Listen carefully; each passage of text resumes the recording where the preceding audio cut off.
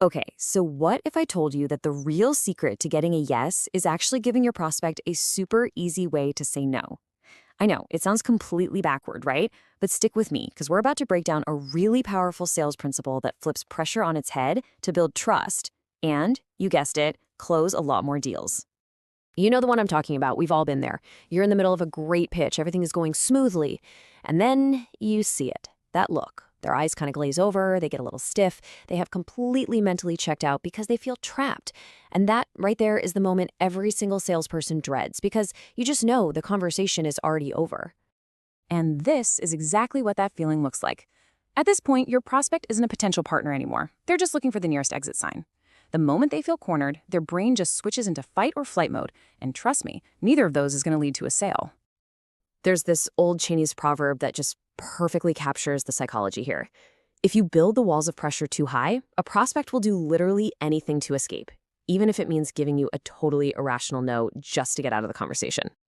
So here's the bottom line. The second a prospect feels cornered, you've lost. I mean, they might still be sitting right there in front of you. They might even be nodding along, but in their head, they are long gone. Your real job is to figure out how to stop them from ever feeling that way in the first place. And that brings us to the solution, which has a pretty great name, by the way. It's called You Let the Dogs Out. And honestly, it's the exact opposite of what most of us were ever taught to do. Instead of closing all the exits, you're going to swing the main gate wide open and point it out to them. Now, let's be super clear on this. This is way more than just not being pushy.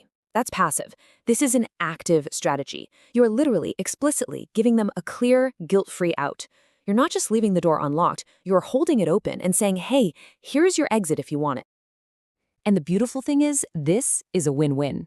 For the prospect, it's just a huge relief. You can feel them relax, their guard comes down, and for you, it's a total game changer.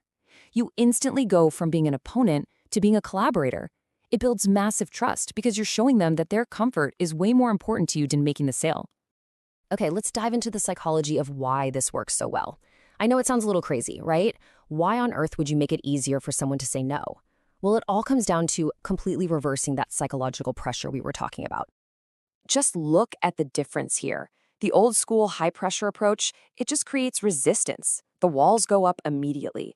But this open gate approach does the exact opposite. By giving them the control to walk away, you paradoxically make them want to stay. You're shifting the entire dynamic from a potential trap to a genuine open dialogue. And here it is. This is the central paradox of the whole thing. When you remove the pressure to say yes, you also remove their reason to say no. It's that simple. When someone doesn't feel like they have to escape, they're so much more likely to relax, to actually listen, and to really consider what you're offering. Okay, that's enough theory. How do you actually do this stuff? Let's get really practical here, with a playbook you can start using in your very next conversation. This phrase right here is a perfect example. Now, pay attention to the key part. Let me know if I'm barking up the wrong tree. That little bit of self-deprecation, that's the open gate. It gives them complete and total permission to shut you down without any of that social awkwardness. It's brilliant. So let's break this down into a super simple 5-step playbook. First, the transition. That just gets their attention. Second, you use a little mental judo. That's the self-deprecation, like, hey, this might be totally off base. It instantly lowers their defenses. Third, and this is the absolute core of it all, you give them explicit permission to say no. You literally hand them the power. Fourth, you maintain control by smoothly guiding the conversation forward. And then fifth, you ask your big question. It's a structured flow, and it's all designed to put the prospect completely at ease. But here's the thing, and this is so important. This isn't just a clever line you can memorize. This represents a fundamental shift in your entire mindset. It's really about understanding what your true role is when you're talking to people. And this says it all, doesn't it?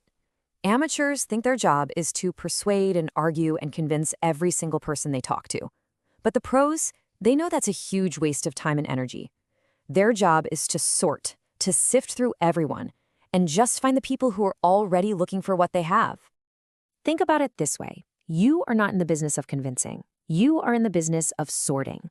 Letting the dogs out is the ultimate sorting tool. It quickly and respectfully lets you see who is genuinely interested and who isn't, so you can focus your time where it actually matters.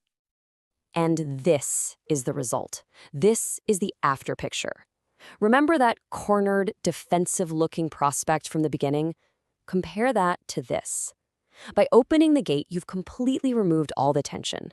And what you're left with is a relaxed person who is open, who is willing to listen, and who is ready for a real conversation. So, as we wrap this up, I'm just going to leave you with this one question to think about. In your own approach, right now, are you building walls or are you opening gates? Are you trying to convince or are you trying to sort? Because really, the answer to that question could change everything for you.